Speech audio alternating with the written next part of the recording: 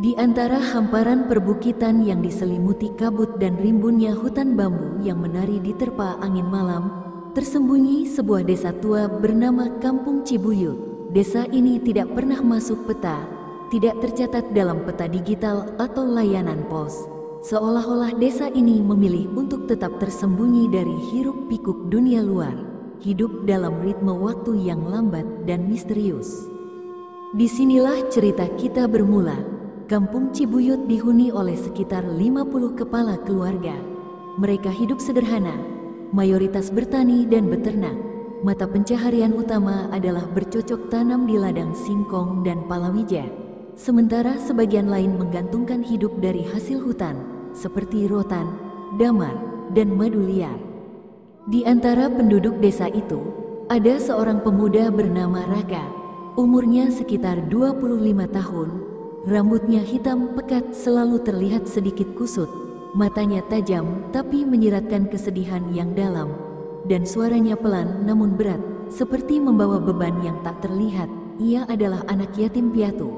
Orang tuanya, Jatmiko dan Sari, meninggal dalam sebuah insiden tragis saat Raka berumur 9 tahun. Orang bilang, kedua orang tua Raka mati diterkam harimau hutan. Tapi sebagian lain percaya bahwa mereka dihabisi oleh makhluk gaib yang marah karena melanggar batas terlarang di hutan larangan yang disebut Leweng Pamali. Hingga kini, tak seorang pun yang tahu kebenaran di balik kematian mereka. Yang jelas, sejak malam itu, Raka hidup sendiri di sebuah rumah tua kayu jati peninggalan orang tuanya, tepat di tepi hutan larangan itu. Rumah Raka berdiri agak terpisah dari pemukiman warga lainnya. Rumah itu memiliki bentuk klasik rumah Sunda zaman dulu, lengkap dengan balai depan dan atap sirap yang mulai lapuk. Di siang hari, rumah itu terlihat biasa saja, meski agak sepi dan ditumbuhi semak liar di sekelilingnya. Tapi ketika malam turun dan angin gunung mulai berhembus dari balik hutan, suasana di sekitar rumah itu berubah drastis, seperti ada sesuatu yang mengintai dari kegelapan.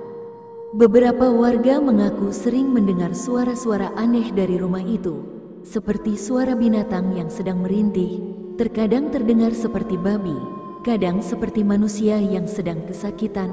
Bau anyir pun kerap muncul tiba-tiba, terutama saat malam Jumat Kliwon. Namun, setiap kali ada yang mencoba mendekati atau mengintip, mereka selalu merasa seperti ada yang mengawasi dari dalam, pandangan yang dingin dan tak kasat mata. Namun begitu, Raka tidak pernah membuat masalah. Ia dikenal sebagai orang yang rajin bekerja. Setiap pagi, ia turun ke ladang, menanam, memanen, membawa hasil ke pasar desa. Ia juga pandai membuat kerajinan tangan dari bambu dan rotan, yang kadang dijual ke pasar kecamatan. Meski pendiam, Raka bukan orang jahat, tapi tetap saja ada jarak tak kasat mata antara dirinya dan warga lain. Waktu berlalu, lalu entah bagaimana, dalam 2 bulan terakhir, hidup Raka mulai berubah. Awalnya halus, tak terlalu kentara. Dari pakaian yang biasanya usang dan tambalan, ia mulai terlihat mengenakan baju baru yang bersih dan terlihat mahal. Motor bututnya yang dulu sudah tak bisa lagi dinyalakan, tiba-tiba diganti dengan motor matic keluaran baru. Bahkan, halaman rumahnya yang selama ini dibiarkan tumbuh semak belukar kini bersih dan tertata. Warga mulai bertanya-tanya, dari mana Raka punya uang segitu banyak, bisik seorang ibu di warung kopi. Jangan-jangan dia ikut pesugihan, jawab seorang lelaki tua sambil menyesap kopinya, nadanya setengah bercanda, setengah serius. Namun, yang paling menghebohkan adalah ketika Raka mengumumkan bahwa ia telah menikah. Pengumuman itu ia sampaikan kepada kepala desa dan beberapa tetua, tanpa pesta, tanpa tamu, tanpa prosesi. Ia hanya mengatakan bahwa istrinya berasal dari luar desa dan tidak suka keramaian. Namanya, katanya, Laras. Dia pemalu, dia lebih nyaman di rumah, ucap Raka dengan datar saat warga bertanya kenapa istrinya tak pernah terlihat. Sejak saat itu, rumah Raka kembali tertutup rapat. Tidak ada suara kehidupan dari dalam rumah. selain sesekali terdengar suara pelan seperti alunan tembang Jawa yang sangat tua, seolah berasal dari zaman yang jauh. Musik itu hanya terdengar di malam-malam tertentu, biasanya saat bulan purnama atau saat hujan deras mengguyur desa. Warga mulai merasa ada yang tak beres. Pak Darto, tetua kampung, suatu malam mengaku melihat bayangan hitam besar melesat dari belakang rumah Raka ke arah hutan. Gerakannya cepat, tidak seperti manusia, dan baunya seperti bangkai. Bahkan Mbok Iya, janda tua yang rumahnya tak jauh dari ladang Raka, pernah bersumpah melihat wanita berambut panjang sangat hitam berdiri di jendela rumah Raka. Wanita itu tidak bergerak, hanya menatap keluar, dan matanya tidak punya bola mata. Namun, semua itu masih sebatas desas-desus. Tidak ada yang berani mengusik Raka secara langsung. Sampai suatu ketika, kejadian mengerikan mulai menimpa desa. Ayam-ayam milik warga hilang, kambing ditemukan mati dengan kondisi aneh, tidak berdarah, tidak ada luka tusukan. Tapi tubuhnya kaku seperti diremas oleh tangan tak terlihat. Bahkan anak dari Bu Erna, seorang balita bernama Widi, mendadak sakit keras dan sempat mengigau di malam hari. Ada babi besar, masuk dari bawah pintu, dia bawa tante rambut panjang. Warga mulai ketakutan, apalagi kejadian-kejadian aneh itu selalu terjadi di malam-malam tertentu, terutama malam Selasa Kliwon, dan selalu terdengar suara geraman dari arah rumah Raka setiap kejadian itu berlangsung. Akhirnya, kepala desa memutuskan untuk mengadakan ronda malam khusus, bukan hanya untuk menjaga keamanan, tapi juga untuk mencari tahu apa sebenarnya yang terjadi di rumah Raka. Sebab di desa ini, setiap kisah aneh selalu punya akar dari masa lalu. Dan konon, babi ngepet bukan sekadar dongeng lama, ia nyata dan lapar. Dan Raka, pemuda sepi dari ujung desa, mungkin telah jatuh terlalu dalam ke dalam dunia yang tak seharusnya disentuh oleh manusia biasa. Pernikahan tanpa pesta, tanpa saksi, tanpa jejak, seolah-olah perempuan yang dinikahi Raka muncul dari kabut lalu menghilang ke dalam rumah tua itu dan tidak pernah keluar lagi. Warga desa Cibuyut awalnya mencoba memahami, menganggap itu sebagai hak pribadi. Tapi semakin hari, keanehan demi keanehan mulai mengikis kesabaran dan akal sehat mereka. Sudah lebih dari 2 bulan sejak Raka mengumumkan bahwa ia telah menikah. Namun tidak ada satupun warga, bahkan tetangga terdekat, yang pernah melihat wajah sang istri, Laras, tidak di halaman, tidak di jendela, tidak saat Raka pergi ke pasar atau ladang. Tidak pernah. Ibu-ibu mulai resah. Apalagi para istri yang merasa terganggu dengan rasa penasaran. Beberapa mencoba menengok ke rumah Raka dengan dalih menjual sayur atau kerajinan, tapi tidak pernah diizinkan masuk. "Maaf, istri saya sedang tidak enak badan," jawab Raka sambil tersenyum hambar. "Dia sedang tidur, dia sedang salat, dia tidak suka bicara dengan orang yang belum dikenal." Berulang kali jawaban serupa diberikan. Sampai akhirnya warga berhenti bertanya, bukan karena mereka sudah puas, tapi karena takut aura rumah itu makin lama makin berbeda. Setiap malam, terutama menjelang tengah malam, jendela rumah Raka tertutup rapat, tapi di sela-sela papan dinding, sering terlihat kilatan cahaya merah redup, seperti nyala lilin atau bara api. Warga yang rumahnya tidak jauh, seperti Mbok Iyah dan Pak Narto, mendengar suara-suara aneh. Kadang seperti tangisan perempuan, kadang seperti suara desisan dan geraman. Yang membuat merinding, Pak Narto pernah bangun tengah malam karena mendengar suara pintu diketuk pelan dari arah belakang rumahnya. Saat ia mengintip, ia melihat seorang wanita berbaju putih lusuh berdiri membelakanginya, rambut panjang menutupi seluruh wajahnya. Ia tidak bergerak, hanya berdiri. Dan ketika Pak Narto hendak memanggil istrinya agar ikut melihat, sosok itu menghilang, bukan lari, bukan pergi, tapi menguap seperti asap. Besok paginya, Pak Narto jatuh sakit selama 3 hari, dan selama sakit, ia mengigau, mengulang satu kalimat berulang kali. Dia bukan manusia, dia bukan manusia, dia bawa bau darah. Yang lebih membuat warga bingung adalah perubahan perilaku Raka. Ia yang dulu ramah, meskipun pendiam, sekarang mulai tertutup sepenuhnya. Ia jarang berbicara, bahkan tatapannya seperti kosong. Suatu hari, Bu Erna melihat Raka berdiri lama sekali di pinggir sumur desa, tidak bicara, tidak bergerak, hanya menatap ke dalam sumur selama hampir 1 jam. Ketika Bu Erna menegurnya, Raka menoleh dengan tatapan tajam dan berkata dengan suara datar, "Air sumur ini sudah tidak suci." Setelah itu, ia berjalan pergi, seolah-olah kejadian itu tidak pernah terjadi. Tapi Bu Erna tidak pernah melupakan sorot mata Raka waktu itu, mata yang seperti milik seseorang yang sudah tidak tinggal di dunia ini sepenuhnya. Keanehan makin merambat ke ranah mimpi. Beberapa warga mulai mengalami mimpi yang sama. Dalam mimpi itu, mereka melihat seekor babi hitam besar dengan tubuh penuh luka dan mata merah menyala, berjalan masuk ke dalam rumah mereka lalu duduk di depan ranjang. Kadang, mimpi itu dilanjutkan dengan suara wanita yang berbisik, "Jangan usik, dia milikku." Warga mulai gelisah, apalagi ketika dalam kehidupan nyata, ternak-ternak mulai menghilang. Ayam, kambing, bahkan anjing peliharaan, semuanya raib tanpa jejak. Beberapa anak kecil mulai sakit misterius. Mereka mengalami demam tinggi, menggigil, dan mengigau tentang wanita berambut panjang yang datang dari hutan. Dokter dari kota tidak menemukan sebab medis yang pasti, hanya bisa menyarankan istirahat dan vitamin. Tapi warga tahu, ini bukan sakit biasa, ini gejala, pertanda, ada sesuatu yang mengendap di desa mereka. Suatu malam, seorang bocah lelaki bernama Dino yang terkenal iseng dan suka bermain petak umpet, nekat mengintip ke dalam rumah Raka dari celah jendela. Ia penasaran, ingin tahu seperti apa wajah istri Raka. Apa yang ia lihat malam itu membuatnya trauma dan bisu selama seminggu. Dino melihat seorang perempuan duduk di ruang tengah.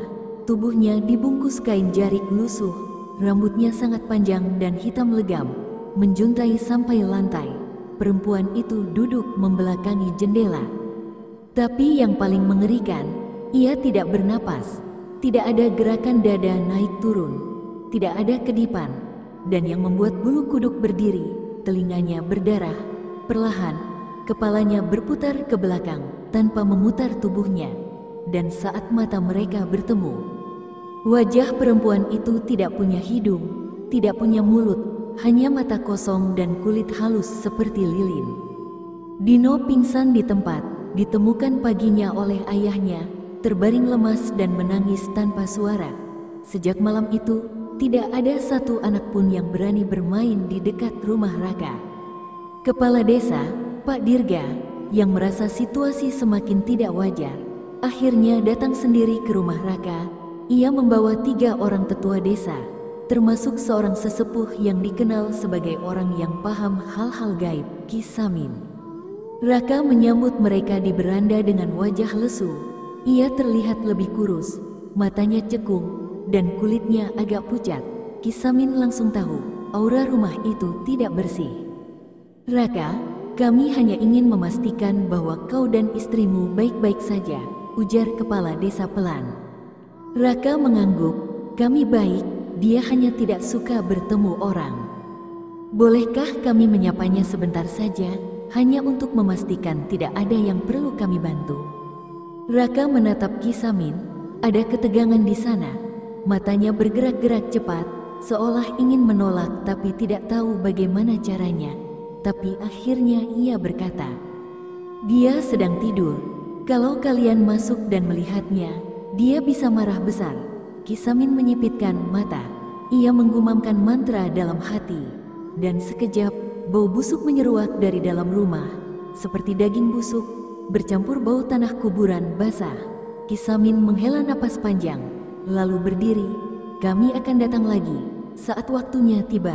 Dan waktu itu semakin dekat, sebab setiap malam babi itu kembali melintas.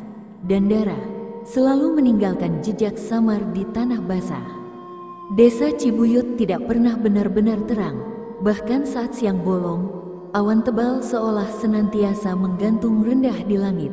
Matahari seperti enggan menyinari sepenuhnya, dan cahaya bulan selalu tertutup kabut atau awan. Tapi saat malam tiba, terutama malam Selasa Kliwon, kegelapan desa itu berubah menjadi sesuatu yang lain, kegelapan yang hidup, kegelapan yang mengintai. Setelah serangkaian kejadian aneh, suara-suara ganjil, binatang yang hilang, dan anak-anak yang sakit, warga tidak lagi bisa berdiam diri. Maka diputuskanlah sebuah langkah berani, penjagaan malam. Sebuah ronda desa khusus, tapi bukan ronda biasa, bukan untuk mencegah pencuri, tapi untuk mengintai sesuatu yang lebih halus dari bayangan, dan lebih tajam dari niat jahat, sesuatu yang tidak berasal dari dunia ini. Rapat diadakan di balai desa yang kini terasa lebih seperti ruang perang daripada ruang kumpul biasa. Para lelaki desa hadir. Wajah mereka tegang, sebagian membawa parang, sebagian membawa senter, tapi lebih banyak lagi yang hanya membawa rasa takut. Pak Dirga, sang kepala desa, berdiri di depan, didampingi oleh Ki Samin, tetua spiritual yang sudah jarang keluar rumah. Ki Samin bukan dukun, ia bukan pula paranormal, tapi ia penjaga batas, orang yang tahu di mana dunia manusia berakhir dan dunia lain dimulai. Kita tidak bisa membiarkan ini berlarut-larut, ujar Pak Dirga.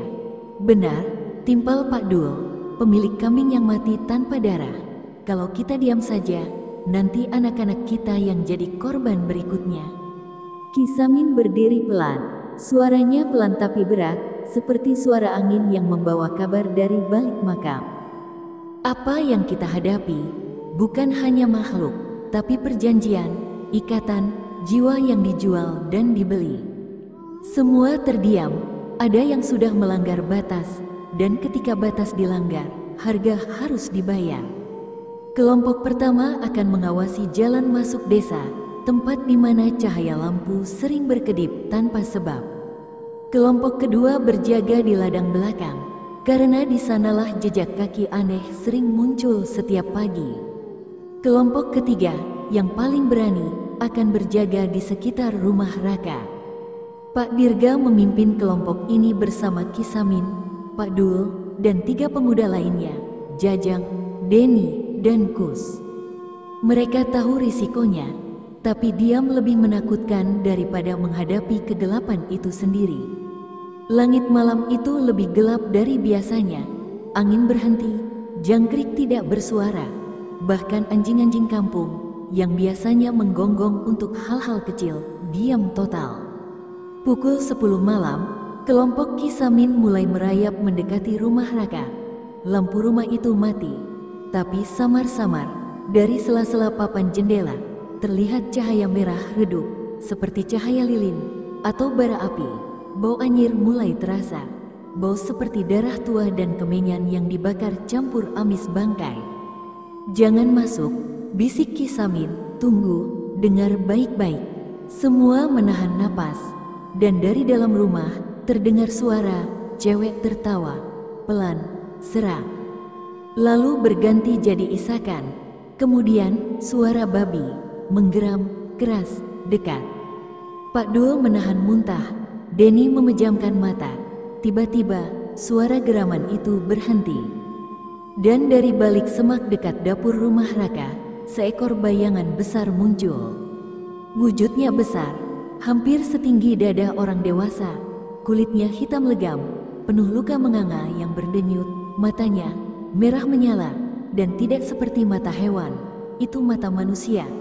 Dan bukan cuma satu, di sisi lehernya ada mata kedua, di punggungnya mata ketiga. Semuanya terbuka, menatap, sadar. Astagfirullah, gumam Kus sambil mundur perlahan. Makhluk itu berjalan perlahan, tidak tergesa, seperti tahu bahwa tak seorang pun berani menyentuhnya. Ia mendekati pohon pisang di sebelah rumah, lalu berubah arah, menuju ladang. Tapi yang aneh, tidak ada suara langkahnya, tanah tidak bergerak, bayangannya tidak jatuh. Dia bukan makhluk biasa, kata Ki Samin pelan. Dia dikirim. Dikirim oleh siapa?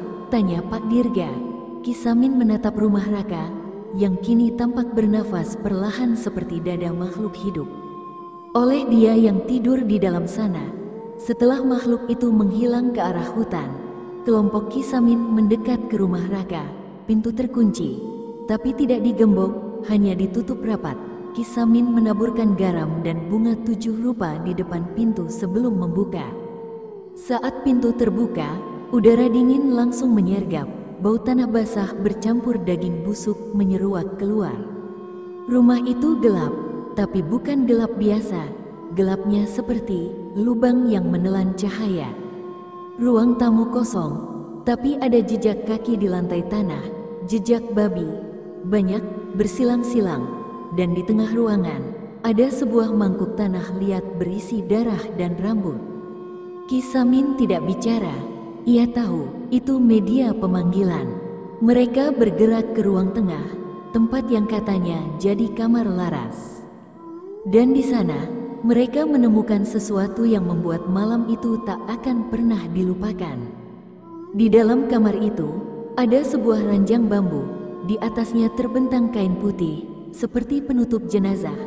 Dan dari bawah kain itu, terlihat jelas bentuk tubuh seseorang terbaring kaku. Ki Samin membuka kain itu perlahan, dan semua yang melihat langsung terdiam. Tubuh itu adalah wanita, tapi bukan wanita hidup. Wajahnya pucat, matanya terbuka tapi kosong, mulutnya dijahit dengan benang hitam kasar, dadanya tidak bergerak, tapi ada air mata mengalir dari sudut matanya, air mata darah. Laras, gumam Pak Dirga. Ki Samin mengangguk pelan. Dia dikurung, tapi bukan oleh tali, melainkan oleh perjanjian. Tiba-tiba, kain itu mulai bergetar. Tubuh wanita itu menggeliat pelan, dan dari balik mulut yang dijahit terdengar suara lirih, nyaris tak terdengar. Bukan aku yang memilih. Raka berdiri di sana. Tubuhnya basah oleh lumpur, bajunya robek, dan matanya hitam sepenuhnya. Ia menatap mereka satu-satu, lalu berteriak, "Kalian tidak tahu apa yang kalian ganggu. Aku lakukan ini untuk cinta." Suara itu bergema, menggulung, seperti bukan miliknya sendiri. Dan dari bayangannya, muncullah sosok bayangan babi besar, menyatu dengan tubuhnya. Mata mereka jadi satu, nafas mereka jadi satu. Dan malam itu, dunia manusia bersinggungan langsung dengan dunia jin. Malam itu, di tengah pekat yang menggantung seperti kabut kematian, warga desa Cibuyut untuk pertama kalinya berdiri tepat di hadapan kebenaran yang selama ini mereka hindari, bahwa Raka, pemuda sepi dari ujung desa, telah membuka gerbang ke dunia yang seharusnya tidak boleh disentuh. Rumah tua itu bukan lagi sekadar bangunan dari kayu jati peninggalan orang tuanya. Malam itu, rumah itu hidup, dindingnya seperti bernafas, tanahnya berdenyut, udara di dalamnya terasa seperti berada dalam perut makhluk hidup, lembab, pengap, dan penuh aroma darah. Dan di tengah-tengah ruang itu, wanita yang selama ini disebut sebagai Laras terbaring diam, tapi bukan tidur, bukan pula mati. Ia seperti terjebak, diletakkan di antara hidup dan mati oleh tangan yang bukan manusia. Saat kain putih itu dibuka, mereka melihatnya, wajah cantik yang nyaris sempurna. Kecuali satu hal, wajah itu tidak punya mulut, kulitnya halus seperti lilin. Tapi di tempat seharusnya ada senyum, hanya ada permukaan datar, seolah-olah Tuhan menciptakannya, lalu lupa menyelesaikan bagian terakhir. Tapi mata perempuan itu masih hidup dan matanya berbicara. Air mata terus mengalir dari sana, tapi bukan air mata biasa, warnanya merah tua, pekat, seperti cairan nira dari pohon tua yang terluka. Perlahan menetes, jatuh ke dada, menyerap ke dalam kain kafan yang melilit tubuhnya. Ki Samin mendekat, menggenggam tangan wanita itu. Tangannya dingin, tapi tiba-tiba menggenggam balik. Dia masih ada, bisiknya, jiwanya terikat. Raka berdiri di ambang pintu. tubuhnya terguncang oleh dua dunia, manusia dan bukan manusia. Suaranya bergetar saat ia berbicara, bukan dengan mulut, tapi dari dalam pikirannya. Kalian tidak paham, aku mencintainya, aku menyelamatkannya. Beberapa bulan sebelum ia menikah, ia sering bermimpi tentang seorang wanita berpakaian putih yang duduk di bawah pohon beringin besar di tepi hutan larangan. Wanita itu menangis setiap malam, memanggil namanya, memintanya untuk datang. Awalnya Raka mengabaikan, tapi mimpi itu terus datang, dan setiap kali ia mendengar suara wanita itu, dadanya terasa sesak, seperti ditarik oleh tali yang sangat halus tapi kuat. Akhirnya ia tak tahan. Ia pergi ke pohon itu, tempat yang selama ini diharamkan oleh warga desa. Di sana, ia melihatnya, seorang wanita berwajah pucat, duduk di bawah pohon, rambutnya panjang menjuntai sampai tanah. Dan ketika Raka mendekat, wanita itu menangis darah. Tolong aku terjebak, aku bukan jin, aku bukan hantu, aku manusia yang dikutuk. Wanita itu mengaku bernama Laras, ia adalah korban dari perjanjian pesugihan masa lampau, dilakukan oleh seorang dukun sakti bernama Ki Panjer yang tinggal di balik gunung. Ia adalah tumbal, di masa hidupnya, ia dipilih sebagai pengantin oleh sang dukun untuk dinikahkan dengan babi ngepet sebagai bagian dari pemujaan. Tapi Laras melawan, ia menolak, ia kabur. Tapi dalam pelariannya, arwahnya terjebak di antara dunia. Tubuhnya mati, tapi jiwanya ditahan dalam leweng pamali, hutan yang menyimpan segala yang tertinggal. Raka, yang kesepian dan patah hati akan hidupnya yang selalu sunyi, jatuh cinta. Dan demi menyelamatkan Laras, ia melakukan yang terlarang. Raka mendaki Gunung Peteng sendirian. Di sana, ia mencari Ki Panjer, sang dukun tua yang konon telah mati berabad-abad lalu. Tapi pada malam Jumat Legi, di puncak gunung, Raka menemukan gua batu berlumut. Di sana, dalam kegelapan, Ki Panjer muncul, matanya bolong, wajahnya penuh bekas luka. Tubuhnya terbungkus kain merah yang terus berdarah dari bawahnya. Aku bisa mengembalikannya padamu, kata Ki Panjer, tapi kau harus menikahinya dalam bentuk aslinya. Dan kau harus menjaga perjanjian ini dengan satu syarat. Jangan pernah biarkan siapapun melihat wajahnya. Setelah malam itu, Laras hadir di rumah Raka, tapi bukan sebagai manusia seutuhnya.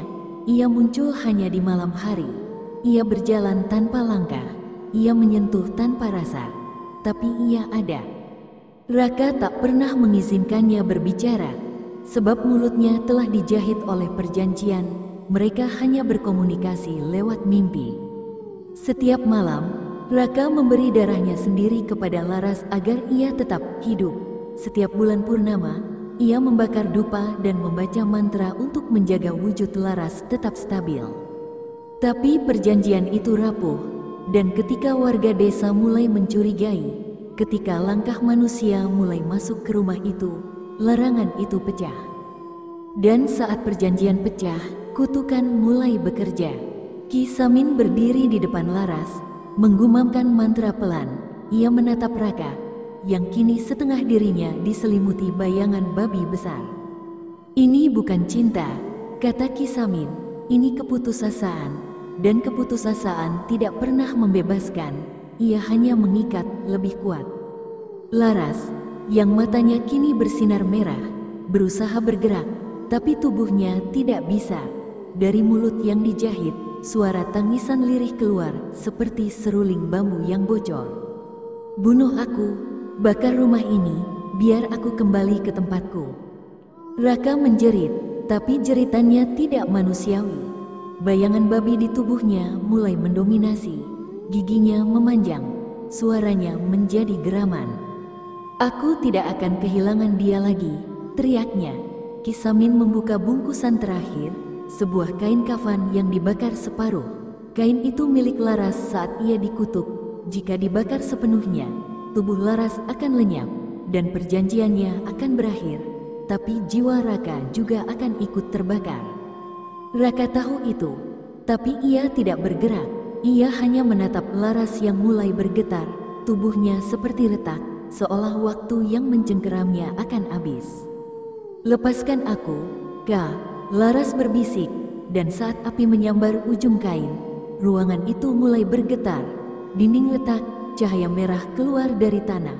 Suara babi mengaum keras, seperti teriakan manusia dalam kesakitan. Raka tersenyum. Untuk pertama kalinya, ia menangis.